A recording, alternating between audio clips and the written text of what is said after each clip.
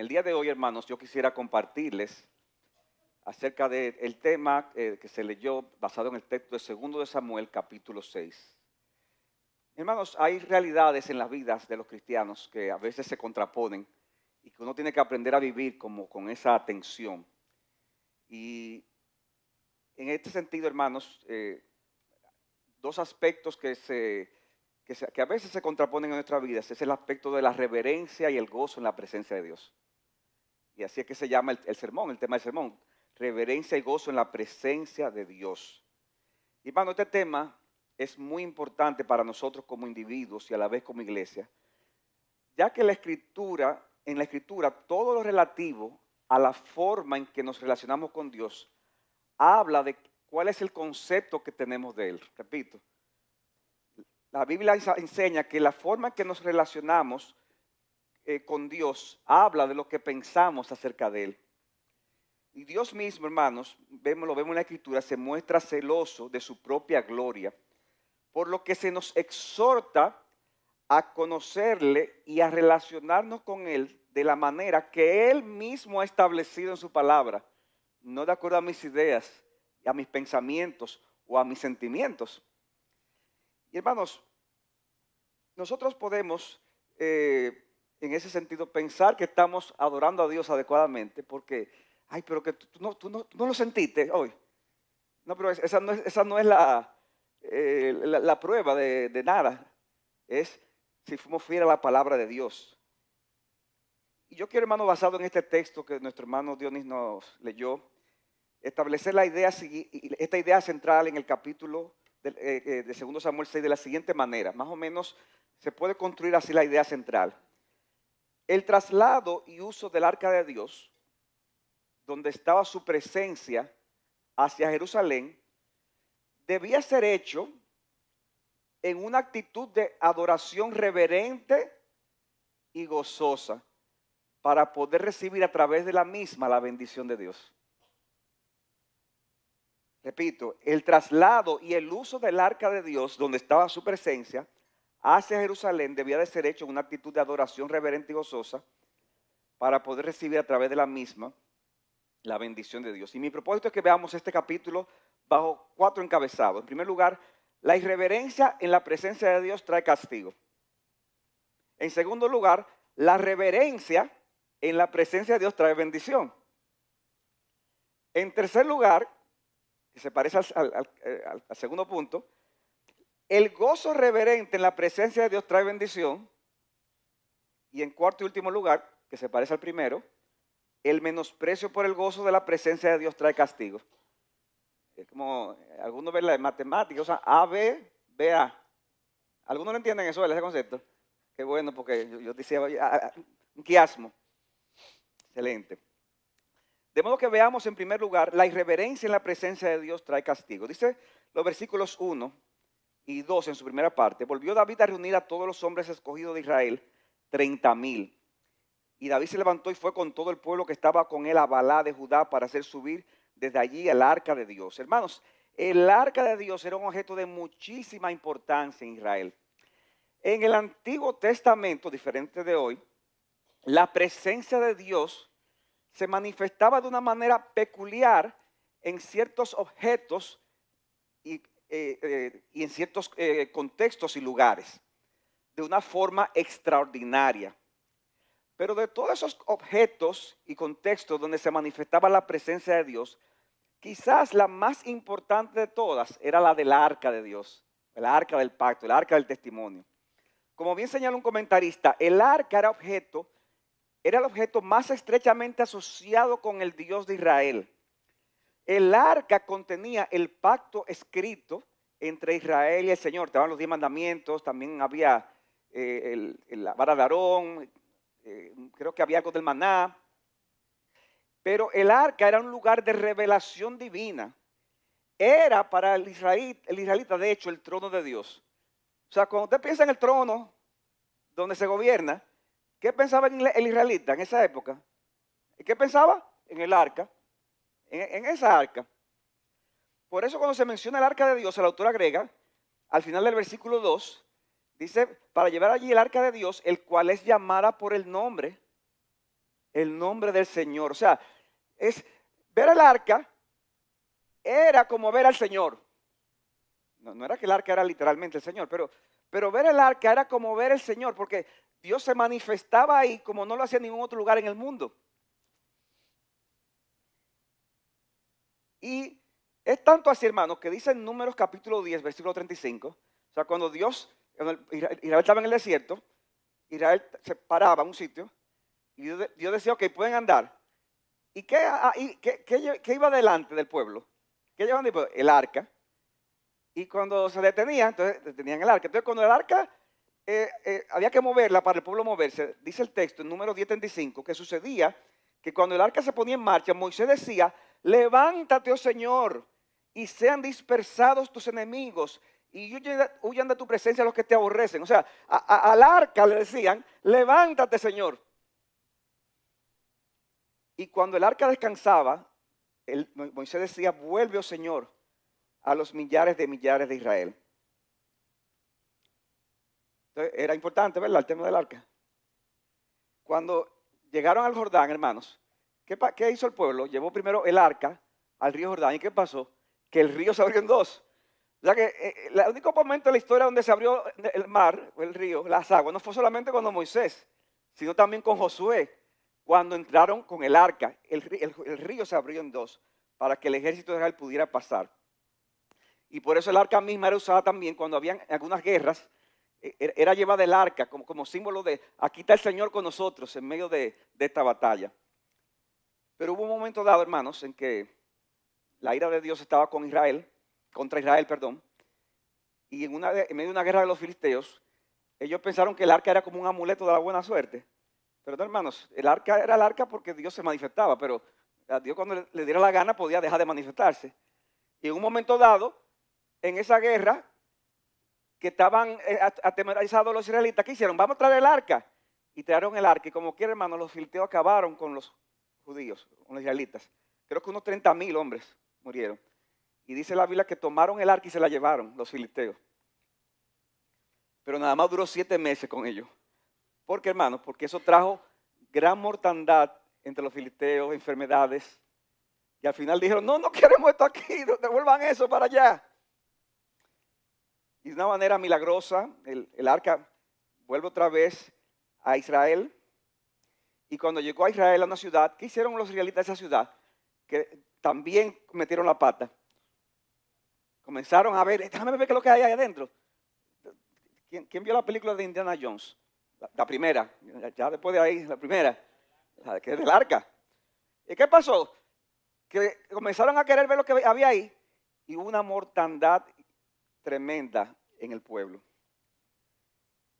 Y al final la dejaron en casa de un señor llamado Abinadab, el cual se entiende que era un levita y estuvo allí por muchos años. Ahora, imagínense, hermano, mira, Abinadab, quédate con eso ahí tú. Imagínense el cuidado que debía de tener. Pasaron muchos años. Pasó el reinado completo de Saúl. Llega David. Y una vez David había afianzado su reino en todo Israel, David entonces decide trasladar el arca de donde estaba, en la casa del Señor, en una ciudad específica, trasladarla a Jerusalén, la ciudad de Dios. Pero por causa de esas continuas guerras que había con los filisteos, David decidió utilizar 30,000 hombres. Óigame, 30,000 hombres para poder llevar esa arca, que era chiquita, no era algo tan grande. Pero hermanos, en dicho traslado comenzaron los problemas, ya que quisieron trasladarla, pero no de la forma en que Dios lo había prescrito. Oigan bien, no de la forma que Dios lo había prescrito. Dice versículo 3, pusieron el arca sobre un carro nuevo para que la pudieran llevar de la casa de Abinadab, que estaba en la colina. Usa y Ahío, hijos de Abinadab, guiaban el carro nuevo. Y lo llevaron con el arca de Dios en la casa de Abinadab, que estaba en la colina, y Ahío iba delante del arca. Pero ¿cuál era el problema, hermanos? Que el arca debía ser llevado, Dios lo había hecho de una manera explícita, era sobre los hombros de personas de la tribu de Leví, sin poder tocar el arca. O sea, había todo un mecanismo especial para colocar una barra así y poder levantarla sin poder tocarla. Y el rey David en ese momento no le dio importancia a eso. Y él se concentró más en la emoción de saber de que iba a tener el arca con él en Jerusalén. Versículo 5. Y David y toda la casa de Israel se regocijaban delante del Señor, con toda clase de instrumentos hechos de madera de abeto, con liras y arpas, o sea, con instrumentos de cuerdas, y con panderos, castañuelas y címbalos, que eran instrumentos de percusión. Pero mis hermanos, aunque David y toda la casa de Israel estaban regocijándose delante del Señor, el Señor no se estaba regocijando con ellos. Él no estaba contento con lo que estaba sucediendo. Porque hermanos, el arca era la presencia de Dios. La presencia temible, oigan bien, de un Dios santo que estaba ahí. Y por lo tanto había que hacer las cosas de la manera en que Dios había estipulado. Hermanos, ustedes sabían que nosotros podemos estar haciendo cosas para el Señor que nos causen gozo y alegría y sin darnos cuenta, sin darnos cuenta que posiblemente el Señor no está siendo agradado con lo que estamos haciendo. Ay, pero yo la pasé bien. Ay, pero ahí se gozó mucho. No, pero yo sentí al Señor. No es que tú sientas. Porque puedes hacer todas esas cosas y el Señor está desagradado porque no lo está haciendo a la manera de Dios. Y la copa que rebosó el vaso la vemos en los versículos 6 al 7. O sea, el arca era llevado un carro nuevo. O sea, David pensó, no, esto es lo que se merece el Señor. No, el problema es que Dios había dicho que no era un carruaje. Era en los hombros de ¿qué? De sacerdotes, de levitas, y bajo cierta manera de que no haya que poner la mano. ¿Y qué pasó entonces al llevarla en carruaje? Versículo 6, que cuando llegaron a la era de Nacón, un señor que tenía un terreno, Usa extendió la mano hacia el arca de Dios y la sostuvo porque los bueyes casi la volcaron. ¡Ahí se va a caer! Y dice el versículo 7, y se encendió la ira del Señor contra Usa, y Dios lo hirió allí. Oigan esto, por su irreverencia. Y allí murió junto al arca de Dios. Hermanos, tocar directamente el arca estaba completamente prohibido, aún para los levitas, según Números 4:15. Y el Señor se iró contra Usa, porque al tocar el arca estaba cometiendo un acto de irreverencia. No sucedió nada que no estaba escrito, hermano. Eso estaba escrito, de que la pena de muerte podía suceder si se tocaba. Y eso fue lo que sucedió a Usa. ¿Y por qué el pecado de irreverencia?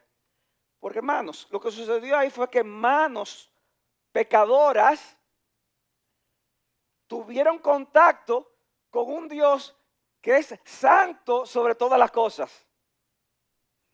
Y como esas manos pecadoras tuvieron contacto con un Dios que es perfectamente puro, como escuché de un sermón de Sproul, entonces Dios tomó eso como un acto de atrevimiento, como un acto de irreverencia. Era mejor que el arca se cayera en el lodo de la tierra y no que tuviera contacto con el lodo de una mano contaminada por el pecado. ¿Se entiende? Mis hermanos, acercarnos a la presencia de Dios de forma diferente a los términos que Él ha establecido es un acto de atrevimiento. No importa las buenas intenciones que tengamos. Porque Usa tuvo buena intención. Pero, ¿qué dice el refrán? De buenas intenciones está lleno el camino al infierno. Y por eso, hermano, esta celebración terminó en un disgusto de parte del mismo David. Versículo 8. Entonces David se enojó porque el Señor había estallado en ira contra Usa. Y llamó a aquel lugar Pérez Usa hasta el día de hoy, que puede ser traducido como el estallido contra Usa. O sea, para David fue tan vívido eso, que él llamó a aquel lugar el estallido o el quebrantamiento contra Usa. O sea, allí Dios quebrantó a Usa. David pensó entonces que tener la presencia de Dios en el arca, a través del arca, era algo peligroso, y por eso dice que se llenó de temor y desistió de la idea. Versículo 9. David tuvo temor del Señor aquel día y dijo, ¿cómo podrá venir a mí el arca del Señor? No, pues si es para esto, ¿quién quiere esto? Y David no quiso trasladar el arca del Señor con él a la ciudad de David. Y resulta que por ahí cerca vivía un levita llamado Obed Edom, posiblemente un levita, y dice que hizo llevar el arca a su casa. Mira, Obed, quédate con el arca. Ay, qué regalito.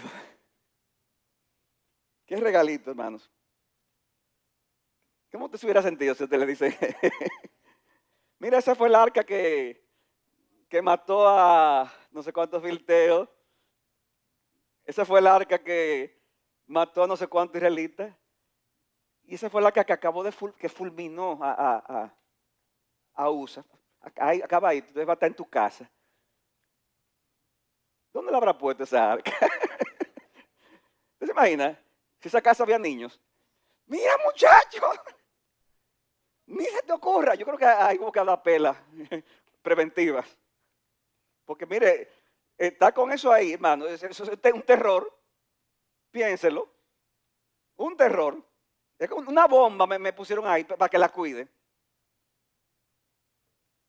Y hermanos, nosotros vemos eso y nos puede parecer, pero wow, ¿y por qué tan serio esto? ¿Por qué tan serio? Y cuando pensamos así, es que no estamos dándonos cuenta, hermanos, de qué significa la santidad de Dios. Es que la santidad de Dios, hermano, es algo terrible cuando lo comparamos con lo que somos nosotros. Y el problema de nosotros los cristianos y de muchas iglesias es que cuando estamos en la presencia de Dios, nosotros no estamos conscientes muchas veces de la gravedad de nuestros pecados y de la absoluta santidad divina que aborrece con todo su ser el pecado. Mi hermano, déjeme decirle esto, si nosotros no hemos sido consumidos es por la misericordia de Dios. Pero razones tiene Dios para hacer con nosotros como hizo con Usa. Yo se lo aseguro a usted. Por eso cuando Isaías vio la presencia de Dios, ¿qué hizo Isaías? Isaías 6. Él dijo, wow, qué interesante. Él lo que dijo fue un hombre santo, un hombre piadoso. Y él dijo, ay de mí, porque perdido estoy. Pues siendo un hombre de labios inmundos y en medio de un pueblo de labios inmundos en el que habito, mis ojos han visto al Rey, al Señor de los ejércitos. ¿Qué tan conscientes nosotros estamos de esa santidad de Dios por la cual deberíamos temblar a causa de nuestros pecados y que nos lleve a actuar con reverencia? En un libro escrito por John MacArthur, él mencionaba una anécdota que escuchó de alguien que le decía a otra persona, no, a mí, estaban hablando de la presencia de Dios, la persona decía, no, a mí el Señor Jesucristo se me aparece todos los días. Todos los días se me aparece Cristo. ¿Y tú sabes en qué momento decía que se le aparecía? Cuando se estaba afeitando, en el baño, afeitándose. Y no solamente que se le aparecía, sino que esa persona se llamaba John, el que se afeitaba, y le decía, ¿y qué, John? ¿Cómo tú estás? ¿Cómo tú estás? Hermanos, es posible que se aparezca Cristo y tú estés ahí. Y el tipo decía, bien, y se sigue afeitando. Es un loco tal vez. Porque, vamos, tener a la presencia de Dios, hermano, eso es terrible, eso es fulminante a menos que Dios tenga misericordia. No es posible tener la presencia de Dios, un sentido de la presencia y usted sigue afeitándose. ¿Qué tan conscientes estamos nosotros, Iglesia Bíblica Sola Gracia, de la presencia de Dios? ¿Qué tan conscientes estamos de esa presencia aún el día de hoy aquí, en medio nuestro? Hay personas que dicen, bueno, pero pastor, nosotros estamos en el nuevo pacto. Ya, esas cosas no pasan. Hermano, no pienses que el hecho de estar en el nuevo pacto nos hace que tengamos que estar despreocupados por la forma en que nos comportamos en la presencia de Dios. Porque dice Hebreos 12, 28 y 29, después que dice, sí, estamos en el nuevo pacto, dice, por lo tanto, puesto que hemos recibido un reino que es inconmovible, dice, demostremos gratitud, mediante la cual ofrezcamos a Dios un servicio aceptable con temor y reverencia. Porque nuestro Dios es un fuego consumidor. Ahora en el nuevo pacto, nuestro Dios es un fuego consumidor. Dios sigue siendo digno de ser servido con temor y con reverencia. Ahora, hermanos, cuando le servimos a Dios con temor y reverencia, entonces el resultado es distinto al que le pasó a Usa. Y eso nos lleva a nuestro segundo encabezado. Nosotros dijimos que la irreverencia en la presencia de Dios trae ¿qué? Castigo. Ahora estamos diciendo que la reverencia en la presencia de Dios trae bendición. O sea que es lo contrario a lo primero. Versículo 11. El arca, ¿dónde fue llevada? A la casa de Obed Edom. ¿Y qué pasó? ¿Que la casa se fulminó la casa? No. Dice el versículo 11. Y por 3 meses permaneció el arca del Señor en la casa de Obed Edom el Geteo. Y bendijo el Señor a Obed Edom y a toda su casa. O sea, todo lo contrario a lo que pasó con Usa. Hermanos, como decía, yo me imagino que no era muy cómodo tener el arca ahí pensando en lo que pudiera pasar. Pero hermanos, posiblemente Obed Edom, aunque el texto no lo indica, posiblemente Obed Edom era un levita, y aunque el texto no lo indica, pero podemos asumir que él no hizo ningún uso incorrecto del arca. ¿Por qué? Podemos asumirlo. Porque Dios lo bendijo. Si le hubiera hecho algo incorrecto, ¿qué hubiera pasado? Ahí mismo, hermano, le hubiera pasado lo mismo a él o cualquiera de los de su casa. De manera que aquí vemos un trato reverente al arca, que era el símbolo de la presencia de Dios. No hubo nada incorrecto. Y como no hubo nada incorrecto, ¿cuál fue la consecuencia? Como decían ustedes, respondieron ustedes, que el Señor bendijo a Obed Edom y a toda su casa. Porque mis hermanos, cuando estamos en la presencia de Dios, en actitud de reverencia, entonces hay bendición en nuestras vidas. Hay bendición en nuestras vidas. Dios bendijo a Obed Edom y a todo el que estaba en su casa. Ay, pastor, qué bueno está eso. Significa que si yo actúo con reverencia en la presencia de Dios, el Señor me va a bendecir. Van a mejorar mis ingresos, me van a aumentar el sueldo. Voy a tener salud, voy a tener muchas cosas. ¿Significa eso? Hermanos, a veces pudiera ser, pero no necesariamente. Aunque había una serie de bendiciones terrenales conectadas con el antiguo pacto, nuestras bendiciones en el nuevo pacto toman otra dimensión, donde recibimos mucho más en el sentido espiritual y dentro de los propósitos de nuestra pertenencia al reinado de Jesucristo en esta etapa. ¿Recuerdan el Evangelio de Marcos? No hay nadie que haya dejado padre, madre, mujer, que no reciba ¿cuánto? 100 veces más. 100 veces más. Y cuando estamos en la presencia del Señor con reverencia, haciendo la obra de Dios, recibiremos, hermanos, bendiciones que son 100 veces más para la gloria de Dios. Y esa prosperidad de Obed Edom le fue entonces informada a David. Se le dio aviso a David, versículo 12, primera parte, diciendo: David, el Señor ha bendecido la casa de Obed Edom y todo lo que le pertenece a causa del arca de Dios. ¿Y cuál fue la reacción de David al escuchar estos reportes tan estimulantes de Obed Edom? Eso nos lleva entonces a nuestro tercer encabezado. Y es similar al segundo. El gozo reverente en la presencia de Dios trae también bendición. El gozo reverente en la presencia de Dios trae bendición. Dice el versículo 2 en segunda parte. Entonces, cuando David supo eso, entonces él entendió y dijo, él fue y con alegría, o sea, ya no estaba asustado el hombre, porque él entendió, con alegría hizo subir el arca de Dios de la casa de Obed Edom a la ciudad de David. David entendió que no había razón para tener temor al arca de Dios y de llevarla a Jerusalén, ya que sería de bendición para el pueblo si se hacía a la manera de Dios.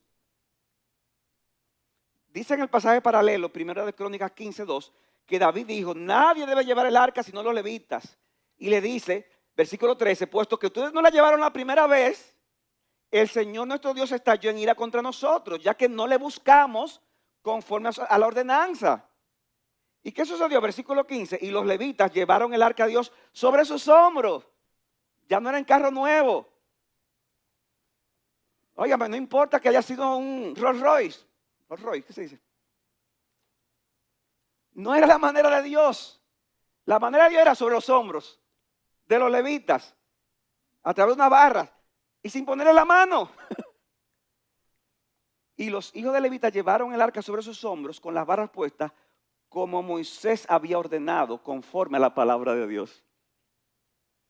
La cosa había que hacer a la manera de Dios. Ahora, hermanos, esa reverencia en el traslado del arca en ningún modo debía de contraponerse al gozo exuberante de tener consigo la presencia de Dios. De ninguna manera debía de contraponerse. Hay reverencia cuando hacemos la cosa a la manera de Dios. Y eso debe traer que gozo exuberante. Porque hay gente, hermanos, que cuando oyen el tema de la reverencia, piensan que reverencia es como tú estar apagado. Como hay un grupo, oye, pero esta gente son muy reverentes. Y es como que la reverencia es sinónimo de un santo aburrimiento. Un santo aburrimiento. Y tú sientes ahí, tú dices, wow, esto es, ¿qué fue que dijeron? Santo. Hermanos, la reverencia no se contrapone con el gozo exuberante, con el gozo exultante. David hizo subir el arca con gran alegría, dice el texto. ¿Cómo vienes tú a la presencia de Dios? Ya sea aquí en el culto o en algún otro contexto. Mi hermano, si tú has confesado tus pecados a Dios por medio de Cristo y estás adorando a la manera de Dios, entonces mira, es con alegría que hay que venir para acá. Es con gozo y alegría en nuestros corazones. Y David no quería perder esa oportunidad, hermano, de disfrutar la presencia de Dios y de manifestar un espíritu de gratitud ante el acontecimiento tan glorioso. Dice el texto que en medio de esa alegría salieron y dice que el versículo 13, y cuando los porteros del arca de Dios habían dado 6 pasos, nada más 6 pasos, David sacrificó un buey y un carnero cebado. Y por el texto de Crónicas sabemos que también los levitas realizaron más sacrificios. Pero David no solo ofreció sacrificios, sino que también estaba lleno de euforia. Lleno de euforia. Dice el versículo 14 que David danzaba con toda su fuerza delante del Señor. Y estaba vestido con un efod de lino, es decir, con ropas sacerdotales. De modo, hermanos, que vemos aquí a un hombre, oigan esto, imagínense la escena. Un hombre de guerra, el rey de Israel, el hombre más importante del mundo en ese momento, siente tanto gozo por la presencia de Dios a través del arca que a él no le da temor de expresarlo de una forma corporal. Pues ¿cómo son la gente importante al día de hoy? Son así, ¿verdad? Ya está para llorar. O sea, porque hay que mantener la compostura. Compostura. No, hermanos, al hombre más importante del mundo en ese momento, eso no le importaba. No le importó, no le dio temor expresarlo. Y dice el texto que lo hacía con toda su fuerza. Ay, pero ahí debe haber un poquito de irreverencia. ¡No! Porque la reverencia no se contrapone al gozo exuberante. A David no le daba temor expresar sus emociones para con el Señor, ya que él entendía que Dios era digno de que le alabemos con todas nuestras fuerzas. ¿Tú crees eso, hermano? David entendía que Dios era digno de que le alabemos con todas sus fuerzas. Pero no solo David estaba en la fiesta de júbilo, sino que todo el pueblo que lo seguía también estaba así. Verso 15. Y David y toda la casa de Israel hacían subir el arca del Señor con aclamación y con sonido de trompeta. Dice el texto paralelo de 1 Corintios 15, 28, que todo Israel iba subiendo el arca del pacto del Señor con aclamaciones, con sonido de bocina, con trompeta, con címbalos muy resonantes, con arpas y con liras. De hecho, posiblemente en ese contexto fue que David compuso un salmo que está en 1 Crónicas 16, 8. Ahora, hermanos, eso era una cosa impresionante lo que estaba pasando ahí. O sea, era una fiesta que estaba Ahí estaba todo el mundo entregado, como decimos. Pero no todos estaban compartiendo ese gozo. Habían algunos quienes menospreciaron este acto de adoración exultante a Dios. Y entre ellos estaba Mical, esposa de David. Dice el versículo 16 que sucedió que cuando el arca del Señor entraba a la ciudad de David, Mical, hija de Saúl, miró desde la ventana y vio al rey David. ¿Cómo lo vio? Saltando y danzando delante del Señor. Yo sé que hay alguna gente aquí que le encanta eso. Que por eso están contentos de que estemos hablando del tema. David estaba saltando y danzando delante del Señor. ¿Y qué hizo Mical? Que lo despreció en su corazón. Lo despreció en su corazón. El trayecto del arca, según algunos comentaristas, fue de unos 16 kilómetros. ¿Ustedes se imaginan? 16 kilómetros en eso. Alabando y saltando y brincando y avanzando. Yo a los 2 kilómetros estuviera ya muerto, hermano. Pero yo sé que hay algunos de ustedes aquí que los 16 es poco, yo creo. Todavía seguirían hasta más. Y cuando finalmente llegan a Jerusalén y ponen el arca en el lugar que David había preparado, ¿qué hace David? Nuevamente ofrecer sacrificios. Versículo 17, metieron el arca del Señor y la colocaron en su lugar dentro de la tienda que David había levantado para ella.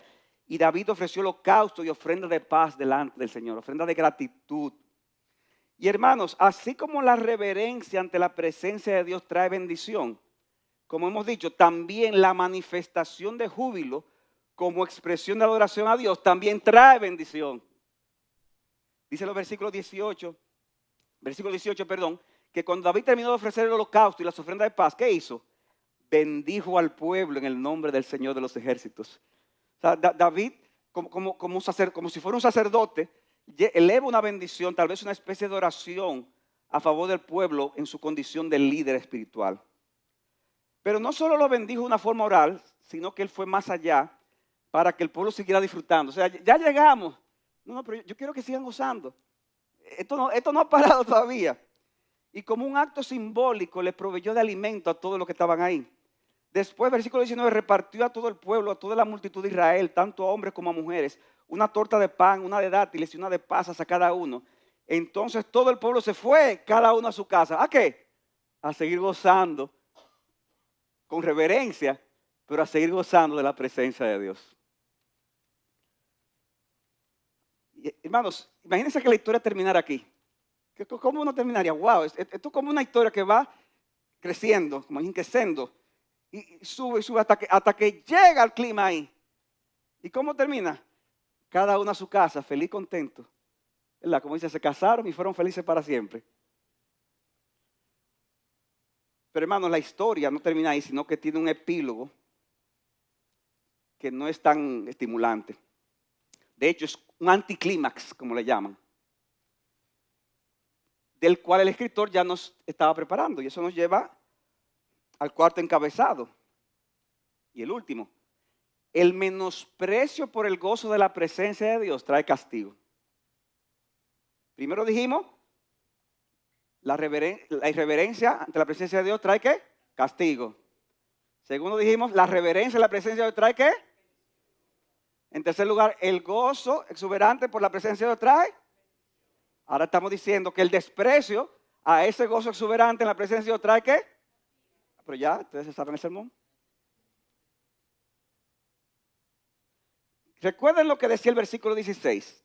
Leo de nuevo. Sucedió que cuando el arca del Señor entraba a la ciudad de David, Mical, hija de Saúl, miró desde la ventana y vio al rey David saltando y danzando delante del Señor y lo despreció en su corazón. Y el autor de Samuel toma este relato, esto que pasó, para entonces conectarlo de nuevo con lo que va a decir ahora. Dice el versículo 20 en su primera parte que David, después que despachó al pueblo y los bendijo, entonces regresó para bendecir su casa. Lo que hizo David con el pueblo como un rey sacerdote al bendecirlo, quería hacerlo ahora de forma particular con su familia como cabeza del hogar. Pero entonces Mical le sale al encuentro y el menosprecio que ella sintió cuando lo vio desde la ventana a David saltando jubiloso, ahora se lo expresa de una manera directa. Y noten, hermanos, el sarcasmo de sus palabras. él le dice a David, versículo 20, segunda parte, ¿cómo se ha distinguido el rey de Israel? Bueno, más o menos, ¿verdad? Es difícil imitar a una mujer, sobre todo. Pero fue más o menos así. Oye, ¿cómo se ha distinguido? Y vemos, hermanos, para que usted vea que eso no es de ahora, cómo le sale el espíritu de superioridad al expresarse que él debió sentirse avergonzado por actuar públicamente con testigos, haciendo cosas de las que fueron testigos las personas de más bajo rango del reino. Se descubrió y ante las criadas de los siervos, no de los siervos, de las criadas de los siervos, o sea, de lo más bajo, dice cómo se descubriría sin decoro un insensato. Recuerden, hermanos, que durante esta procesión David vestía un efod de lino, que era un tipo de vestidura sacerdotal un poco más corta y cómoda, en vez de ese ropaje imperial que se usaba como rey. Dice también que tenía un manto. Ahora, decir que él estaba mostrando en su danza alguna parte de desnudez, hermanos, muy posiblemente era una burda exageración de parte de ella. Lo que pasa es que, como escribe Matthew Henry, el puritano del siglo XVII, oiga eso, en el siglo XVII decía él, es habitual que los que afrentan la religión le den falsas apariencias y las representen de la forma más odiosa. Eso es verdad al día de hoy. ¿Cómo habla muchas veces de nosotros? Exageran la cosa. ¿Y qué es lo que dice? Ustedes lo que son unos fanáticos, lavaron el cerebro. Y esa levantadera de mano, y esa cantadera, y eso sucede. Otro comentarista en referencia a Mical dice lo siguiente. Su reacción, la reacción de Mical, puede ser provocada por nada más que el hecho de que David no ha usado túnicas reales, ni se ha mantenido alejado de la gente común, especialmente del servicio doméstico. O sea, él está fajado ahí haciendo lo que hace, pero ¿con quién? Con todo el mundo, mezclado con el pueblo. David estuvo danzando con todas sus fuerzas como un acto de alabanza y junto con la multitud, sin importar cuál fuera la condición social de los que estaban a su alrededor. Ahora, hermanos, David no iba a dejar que esas palabras tan cínicas le quitaran el gozo que sentía. No lo iba a dejar. Versículo 21, y David dijo a Mical, después que Mical dice lo que dice David, eso fue delante del Señor, que me escogió en preferencia a tu padre y a toda su casa para constituirme por príncipe sobre el pueblo del Señor. Por lo tanto, lo celebraré delante del Señor. A mí me encanta eso, hermanos. O sea, Mical debía de recordar que esa forma de alabar tan intensa y exuberante, David lo hizo mezclado con el pueblo, pero David no estaba pendiente al pueblo. David estaba pendiente a Dios. Él veía a Dios. Y como él veía a Dios, su adoración era hacia él. Él no tenía ninguna razón por la cual avergonzarse de ese Señor que lo escogió a él en lugar de Saúl, para darle el honor más grande que se le pudo haber dado a un ser humano. Lo puso por príncipe sobre el pueblo del Señor, sobre Israel. Oye, me dio lo más grande. Y a mí me va a dar vergüenza adorarle con todo mi corazón. Hermano, Dios te ha dado a ti lo más grande.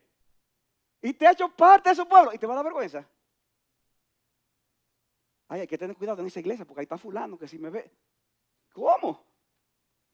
¿Cómo? Hermanos, ante un Dios así, ¿qué razón habría para avergonzarse? ¿Qué razón habría para refrenarse? ¿Qué razón habría para no ser expresivos? ¿Qué razón habría para no mostrar una adoración exultante y llena de júbilo? Por eso David le reafirma que no cambiará su gozo exuberante. Y él le dice, no, mira, yo lo hice para el Señor y lo celebraré de nuevo delante del Señor. Lo celebraré de nuevo. Y concluye diciendo, y mira, aún seré menos estimado que esto. O sea, tú me viste mal, ¿verdad? La cosa se va a poner peor. Seré estimado menos que esto. y seré humillado ante mis propios ojos. Pero con esas criadas, con esa trabajadora, con la muchacha del servicio, con ese pobre con el que estaba, con esas criadas de quienes tú has hablado, ante ellas yo seré honrado. Y ellas me honrarán. O sea que si es para el Señor, hermanos, dice David, él estaría dispuesto a ser mucho más menospreciado de lo que había sido por Mical. Pero de parte de esas criadas, dice, él seguiría siendo visto con honra. Miren cómo lo traduce la Nueva Traducción Viviente. La respuesta de David, así es, ¿sí? Tú me dices, así es, sí. Y estoy dispuesto a quedar en ridículo. E incluso a ser humillado a mis propios ojos. Pero esas sirvientas que tú mencionaste, de seguro que seguirán pensando que soy distinguido. Si por causa de tu fe eres honrado por alguien y de tu forma de adorar a Dios, recíbelo con gratitud sin importar la condición social de esa persona. Ahí me encantó esta cita de nuevo del puritano Matthew Henry. Él escribió lo siguiente en el siglo XVII. Vean esto, hermanos. En el trono del juicio y en el campo de batalla, nadie hará más para apoyar la grandeza y autoridad de un Dios soberano que David. ¿Dónde? En el juicio y en el campo de batalla. Pero en los actos de devoción, él deja a un lado ese concepto de majestad. Se humilla hasta el polvo delante del Señor y se une a los servicios más humildes que se hacen en honor del arca y piensa que todo esto no es menoscabo para él. Porque el más grande de los hombres es más pequeño que la menor de las ordenanzas de Jesús. El más grande de los hombres es más pequeño que la menor ordenanza de Jesús. Y por eso a David le digo, ¿qué importa que yo sea lo que sea? Que yo soy que rey. Soy rey. ¿Qué importa? Es mi Señor, a quien han venido a adorar. Mis hermanos, no nos avergoncemos de que nos consideren ridículos si estamos adorando y actuando delante de Dios y con su aprobación. Y recuerda que el Señor resiste a los soberbios, pero da gracia ¿a quién? A los humildes. Mientras que David fue exaltado y por medio de su descendencia vendría la redención del mundo, Mical recibiría el juicio divino. Versículo 23, y Mical, hija de Saúl, no tuvo hijos hasta el día de su muerte.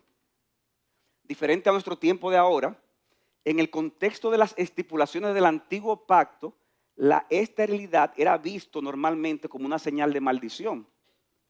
Y ese sería el castigo divino que recibiría Mical. Porque siendo el arca de Dios la manifestación de la presencia divina, así como la irreverencia de Usa le trajo castigo, de igual manera el desprecio de Mical por la adoración gozosa de David también le trajo castigo. Usa, Mical, castigo. Porque se despreció la reverencia, se despreció el gozo. Porque tanto la falta de reverencia ante la presencia de Dios como el menosprecio por el gozo ante esa presencia son actos aborrecibles para Dios que merecían castigo. En cambio, hermanos, la reverencia y el gozo exuberante traen bendición. Que el Señor nos ayude, hermanos, a tener una visión correcta de Él, que nos permita adorarle con reverencia, pero a la vez con gran gozo, para que su presencia traiga bendición a nuestras vidas y Él entonces sea más glorificado. Yo quiero concluir, hermanos, este mensaje dándole unas palabras directas a nuestra iglesia bíblica Sola Gracia. Aunque lo bueno de esto es que si otra gente lo oye también se beneficia de otra iglesia, pero yo pienso, hermano, que nosotros en IBCG debemos cada día aprender a vivir con ese sentido de reverencia y a la vez de gozo, sobre todo cuando venimos a adorar. O sea, yo pienso que debemos de crecer en esas cosas. Ahora, en el nuevo pacto, ya la presencia de Dios no está en un arca, no está en un templo construido para eso. O sea, hay gente que piensa, ay, esa es la iglesia, o sea, ahí está la presencia de Dios. No, hermano, esos son paredes. La adoración a Dios es en espíritu y en verdad. Y se hace en cualquier lugar donde su pueblo se reúne. Por eso estamos, lo que estamos en un colegio aquí. Pero hermano, aquí está Dios. Aquí está Dios. Por eso, hermano, es que aunque es verdad que la presencia de Dios no está supeditada a un lugar específico, eso no significa que la presencia de Dios no se manifieste de una manera especial. Porque como leyó el pastor Dionis, porque donde estén 2 o 3 reunidos en mi nombre, ¿qué dice? Allí estoy yo en medio de ellos. Y lo dice en el contexto de la iglesia reunida. O sea, ahí no habla de 2 amigos que se juntaron en la esquina, a 3 amigos en el restaurante. Y aquí, mira, dice el texto que donde dentro 2 o 3, no. Si usted lee el contexto, lo que habla es de la iglesia reunida. Y en ese contexto dice, Cristo, están reunidos en torno a mi nombre, en torno a mi palabra. Entonces ahí estoy yo en medio de ellos, de una manera especial. Este pasaje de 2 Samuel, capítulo 6, hermanos, y escuchen con atención. Yo no creo que este pasaje nos invite a que hagamos ahora una réplica exacta de lo que ahí sucedió, para entonces todo lo que vemos que pasó ahí, hacerla cuando nos reunimos. Porque, hermanos, nosotros vemos claramente hay elementos que son propios del antiguo pacto. Aparte de que lo que sucedió ahí fue en el contexto de una fiesta nacional especial. Hoy no hay que vestirse con efod de lino, no hay que tener levitas, no hay que sacrificar animales. Nosotros vemos en el nuevo pacto los elementos esenciales del culto, que son el canto congregacional, la lectura, la predicación de la palabra, la oración corporal, la celebración de la cena, el bautismo. Y ese es nuestro patrón para seguir. Ahora bien, hermanos, lo importante no es los detalles de cómo se hizo eso allá, sino más bien con qué actitud y disposición debemos de reunirnos y participar de estas cosas. ¿Se entiende? La esencia es con qué actitud y disposición venimos a reunirnos y participar de estas cosas. Y como hemos dicho, debe ser en actitud de reverencia, en primer lugar. ¿Y cómo se ve eso en la práctica? Oh, hermano, que si estamos aquí en el culto, debemos de participar con toda nuestra mente. O sea, que no es el momento para estar, ¿verdad? Con toda nuestra alma y con todo nuestro cuerpo. Porque se comunica algo en la forma que se adora cuando tú estás de una manera descuidada.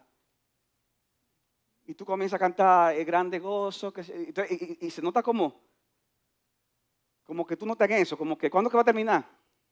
¿Qué es lo que tanto habla este director de alabanza? Digo, un ejemplo.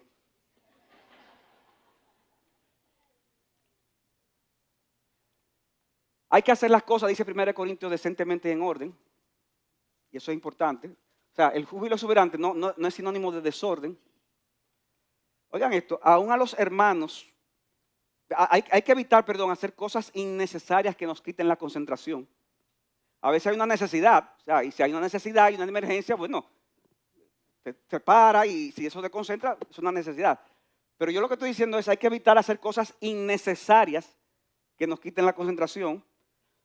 Aún a los ujieres, a los que sirven, ellos deben hacer un esfuerzo aún durante el culto y a veces es necesario, pero aún los ujieres deben de tener cuidado de hacerlo de una manera que en la medida de lo posible no distraiga a los demás. ¿Verdad? Si hay que sentar a una gente, se sienta, pero no es lo mismo sentar los que los atrás, y allá el otro. No, porque entonces ahí podemos caer en la irreverencia. Porque entonces eso trae que nos desconcentremos de lo que está sucediendo. Y eso pasa con los hermanos de seguridad, los hermanos de sonido. Hermanos, está en el sonido y está adorando, no es fácil. Y hay cosas que no se pueden evitar, ¿verdad? Pero en la medida de lo posible hay que hacer todo, prepararlo todo. ¿Para qué? Para no ser de distracción para otros y para que cada uno de ellos que pertenecen a eso puedan adorar a Dios.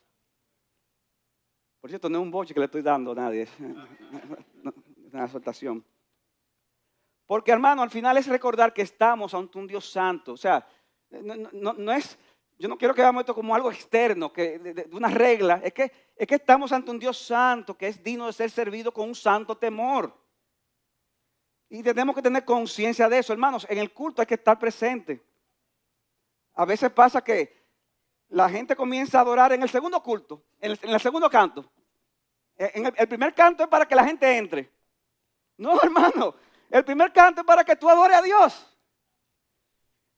Y hay algunos que se desconectan en el último cántico, después de la prédica. No, que ya la prédica se acabó. Pero yo quiero hacer la exhortación, hermanos, en amor de corazón, diciendo que cuando se acabe la prédica, todavía el culto no se ha acabado. Todavía seguimos adorando a Dios. Por lo tanto, si hay un último himno, debemos en ese himno estar ahí y con todo nuestro corazón alabar y adorar el nombre del Señor. Para no caer en la irreverencia. De que entonces gente se desconectan, comienzan a hablar y a veces pasa que uno está, hermano, alabando al Señor y ay, mira, hermano, está ahí, y alguien te habla. A veces hay una necesidad, pero a veces no es necesario. ¿Y qué pasa, hermano? Cuando tú estás cantando, el canto es como una especie de oración a Dios. Y tú me estás interrumpiendo sin necesidad para decirme que qué bonita te quedó esta chacabana. ¿Está bonita?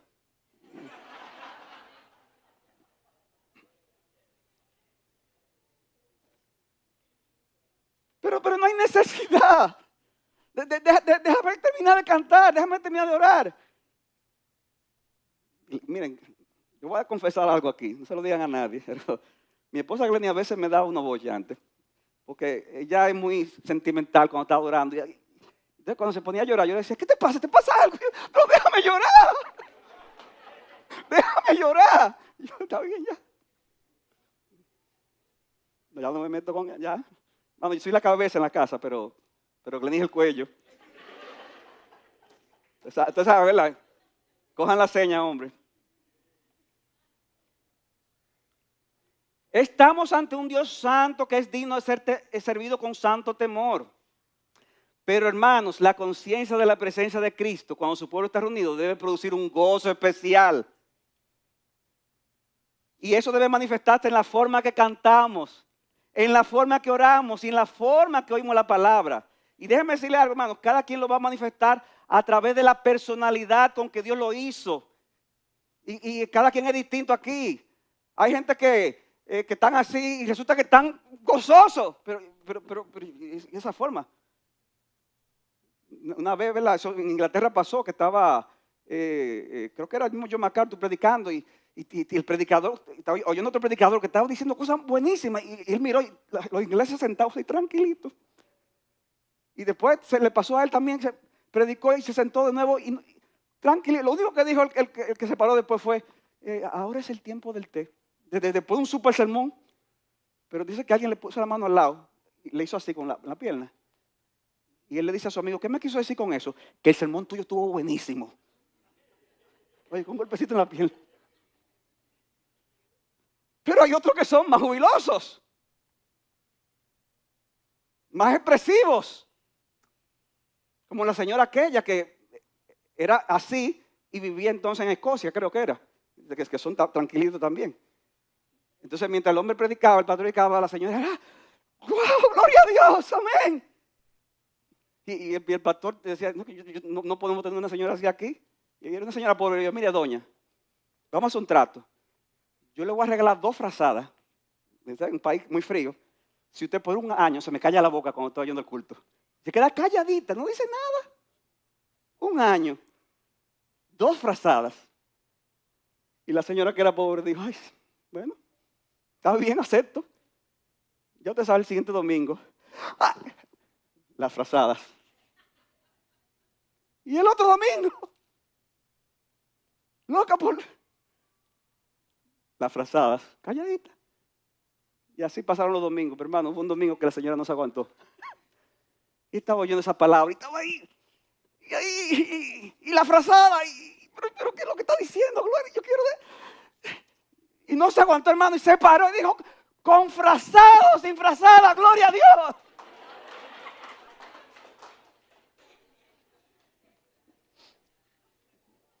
No se aguantó.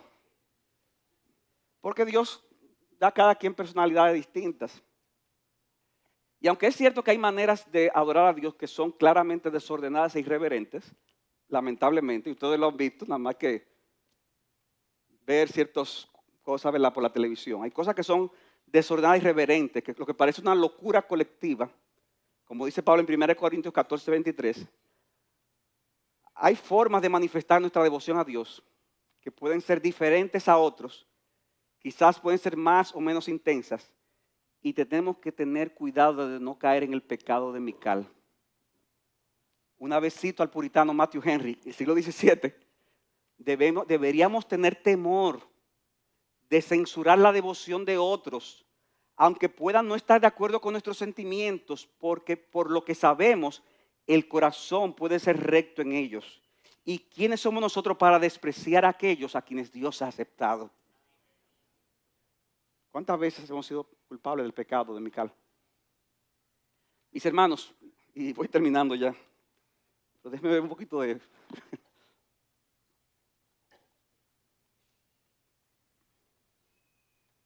Cuando David decidió llevar el arca a Jerusalén, yo quiero, hermanos, que presten atención a esto. Ahí sucedió algo extraordinario. Hermanos, ¿de qué tribu era David? De la tribu de Judá. ¿Y los sacerdotes de qué tribu eran?